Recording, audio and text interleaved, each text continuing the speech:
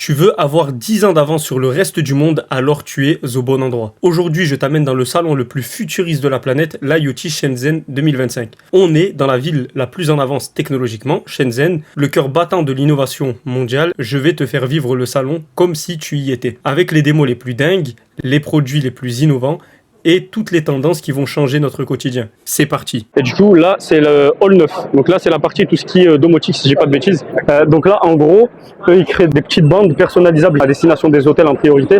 Et bon, je pense qu'en fait, en fonction de vos besoins, vous pouvez discuter avec eux pour qu'ils créent du coup les bracelets en question. Donc voilà un petit peu leur création. Vous pouvez voir à quoi ça ressemble pour l'instant. Bon, ils m'ont donné un petit goodies. Il y a beaucoup de solutions de cartes customisables, en vrai de vrai. Je pensais pas à ce point-là, mais il y en a quand même pas mal. Franchement, il y a beaucoup de solutions de cartes personnalisables avec le NFC, le RFID, etc. C'est super intéressant, franchement. Je savais pas que c'était une demande aussi énorme.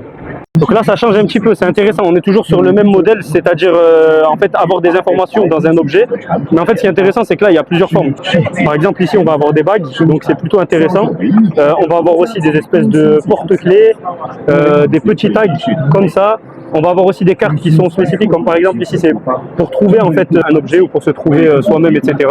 Et pour partager sa position. C'est plutôt intéressant. Dans ça, il y a du RFID, du NFC, etc. Parce que regardez, ils sont capables de faire quelque chose d'aussi fin que ça. Regardez, c'est impressionnant. Donc là, par exemple, ils font ça. Regardez, c'est aussi extrêmement fin. Et je vais aussi vous montrer. Regardez, là, il peut y avoir du NFC, du RFID. Là, cette petite étiquette. Vous allez pouvoir scanner, utiliser votre téléphone ou quoi pour avoir les informations par rapport à ce produit. Donc là, c'est une entreprise du coup qui produit des batteries. Ça, c'est indispensable, on va pas se mentir. Toutes les batteries que vous allez retrouver directement dans tout votre quotidien. Ok, regardez. C'est tout ça en fait. Si vous avez besoin de batteries pour créer un produit, etc., c'est ici que ça va se passer. Quelques composants de produits. Donc on est toujours dans le segment NFC, RFID. C'est fou de se dire que juste cette technologie, elle a tout un segment. Donc là, on a un peu de serrure connectée. C'est plutôt pas mal. D'ailleurs, on en a vu pas mal en Chine. Et puis là, voilà. Ah ouais, là, ça a l'air d'être quand même beaucoup plus big. Il y a plus de monde et tout.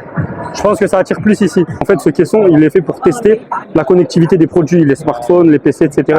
C'est pour ça qu'en fait, il y a toute cette attirail. C'est intéressant. Ça veut dire que beaucoup de marques en Chine, elles doivent passer par eux pour tout simplement avoir de la connectivité. Donc là, on est sur un petit robot personnalisable. Et regardez, il est très petit.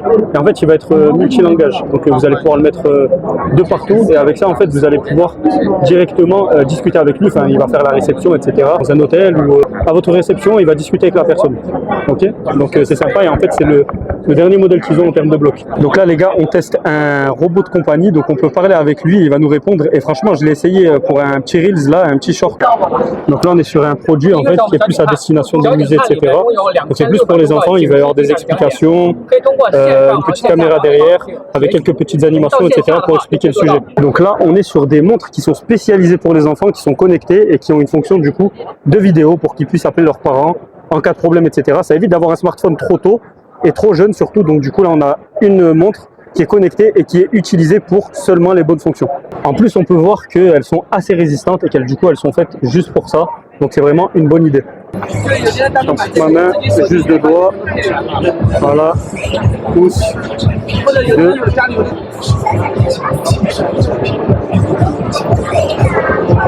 Ok, ça marche plutôt bien. Regardez-moi tous les robots qu'il y a. Regardez, il est sur un robot en train de faire du surf, c'est pas possible. Tellement de robots kilomètre carrés. On tombe encore sur un robot flippant, je sais pas pourquoi est-ce qu'ils veulent en faire des humains. Humanoïde, je vois pas pourquoi tu veux faire une tête d'humain, quoi. Je comprends pas. Personnellement, moi je préfère ce type de robots, qui sont des robots et visuellement qui sont des robots, plutôt que les robots qui ressemblent à des humains et qui font flipper d'ailleurs. Bon là, des beaux PC sous intelligence artificielle avec cette petite caméra.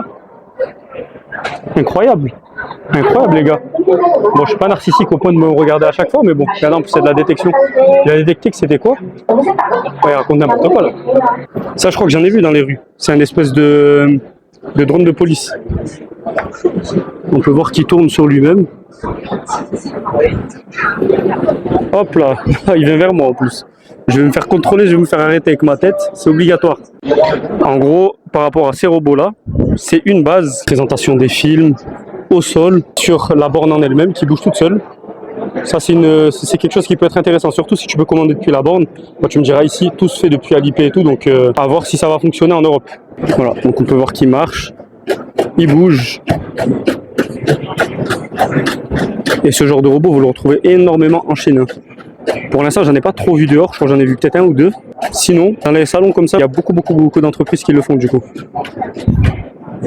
Donc là, c'est un robot de la marque Flycode. Ok, donc c'est un robot humanoïde. Il peut exécuter plusieurs tâches, mais surtout, il peut parler en français. Ils ont fait une démonstration, vous le verrez de toute façon dans le TikTok, le Reels. Et donc du coup, il peut discuter et faire plusieurs tâches. On l'a même vu danser hier avec la version qui est juste derrière, juste là. C'est des robots qui sont destinés quand même à tomber la plupart du temps parce qu'ils vont essayer d'exécuter des actions. Ils vont être amenés à recevoir des chocs. Donc du coup, ce petit robot Wally, c'est un robot de sécurité en fait. C'est pour ça qu'il a autant de capteurs. C'est pour surveiller, faire de la surveillance, etc. Ensuite, on a pour les hôpitaux, etc.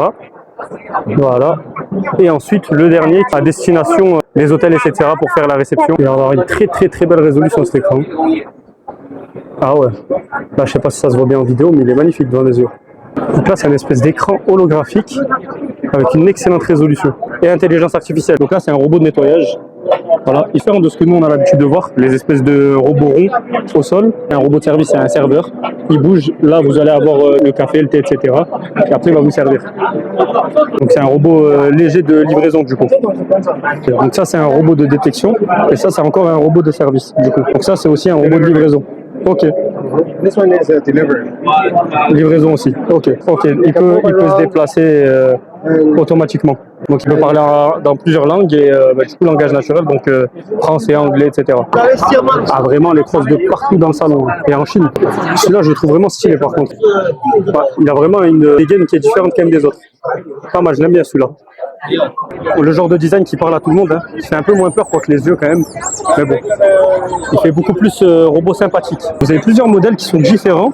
Moi celui-là on dirait qu'il a des boulets de canon à la place des mains, qui apparemment a remporté des médailles. Donc là c'est un robot en fait tout terrain qui permet avec de la détection et tout de repérer des espaces, des endroits qu'on va pas forcément aller faire avec des humains, parce qu'à la base il fallait faire ça on va dire à la mano. Maintenant on peut le faire directement avec ce type de robots qui sont faits pour être tout terrain, aller dans l'eau, sur la terre, etc. sans prendre de risques et en détectant du coup les éventuels problèmes. Ok, donc là on a Chicknote qui est à peu près similaire à Plodei. Bon, c'est quand même plus léger d'après ce que je connais de Plodei et surtout c'est plus fin. On peut le voir ici et du coup je pense que c'est à peu près la même chose. En termes de technologie, on est sur quelque chose de similaire. Ok, donc là il va porter du coup avec l'exosquelette cette charge là. Ça aussi c'est un truc qui marche extrêmement bien en Chine, c'est les robots pour animaux de compagnie. C'est vraiment la première fois que je tombe sur ce type de robot et franchement ça marche plutôt bien. D'autres produits qui marchent extrêmement bien en Chine et que vous trouverez beaucoup, c'est les caméras de sécurité. C'est un pays qui est hyper sécurisé, je pense que c'est par rapport à ce type de technologie. C'était l'IoT Shenzhen 2025. J'ai hâte de voir et de découvrir vos réactions. C'était El Temblon, à bientôt, fais comme les 2 pouces, like et abonne-toi.